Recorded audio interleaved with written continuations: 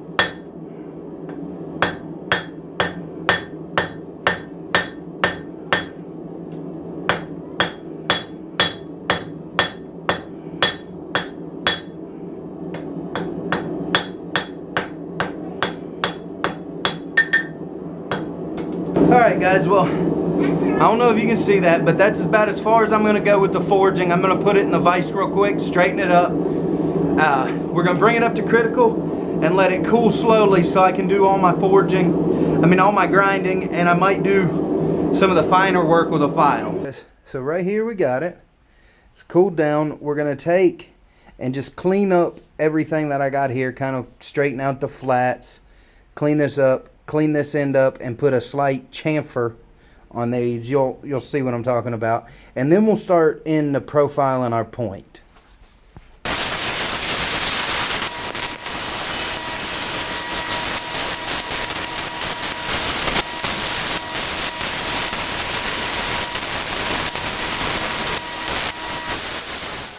so there's that, and that's just going to be our striking end. And chamfered it in.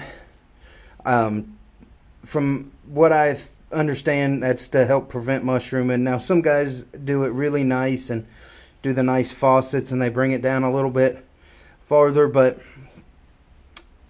with me not having good tongs to hold this with, and this being the first one I made, I just figured I'd grind it in like that. So now we're going to go over here and clean up the flats.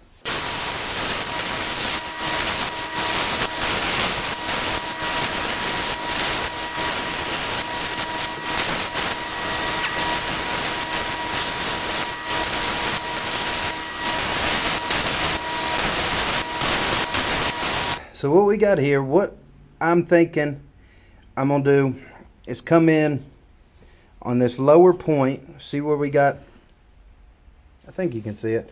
See, we've got it squared up. So we're going to take it on the diagonal of this top point and kind of make this lower point our very tippy point, if that makes any sense. I'll show you. Hopefully after I grind it, it'll make sense.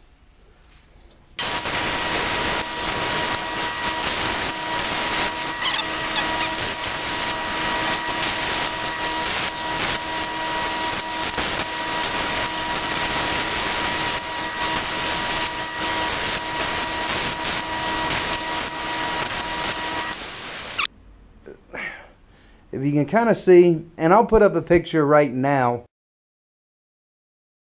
of what I'm going for, but something similar to that, so that when I take and place that in, it digs in and kind of V-grooves it out. We'll see how it works, but let's go ahead and get this thing heat treated, and we'll get to trying it out.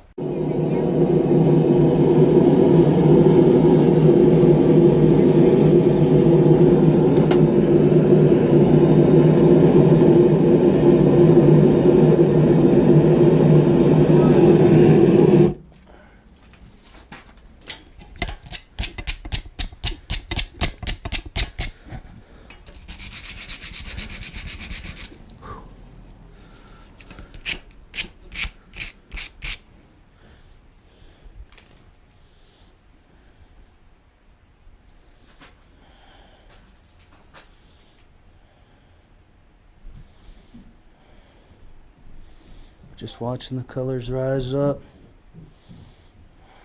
Once it gets to a straw yellow up here at the tip, we'll go back and quench it in the oil. And it's going. I mean, I don't know if the camera's picking it up, but it's right in this area.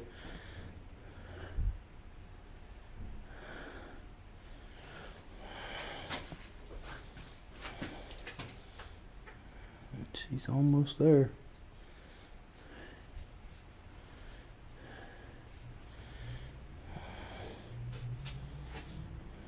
There she is.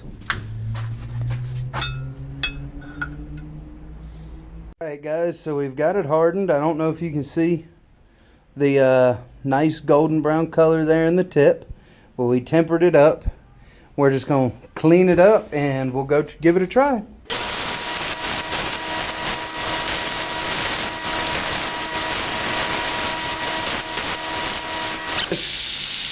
Let's chuck a piece of metal up into the vise and see how we do.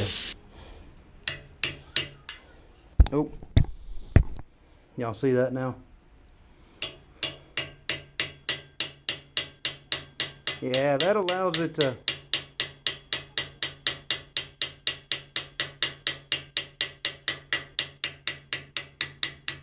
that's the ticket. See that right there?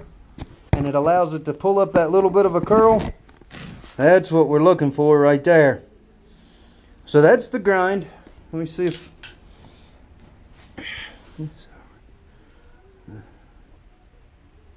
turn it there, and we've got a little facet there, and we took that bottom groove out so it'll allow it to ride on something. We have another small facet there, and then that on the top.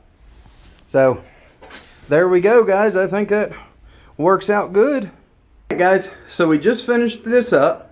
I'm gonna do a couple projects with it. You'll see videos on, I know, at least one. if I change anything with it, figure out anything with the design or anything, I'll do an update video after I've used it for a while, and kind of let you know what I think and everything. And if you have any advice on how I ground it, or know something better than I do, or have done it yourself, just leave a comment below. I'd be interested in knowing what you think, or if you have any tips. So I'll see y'all guys on the next one.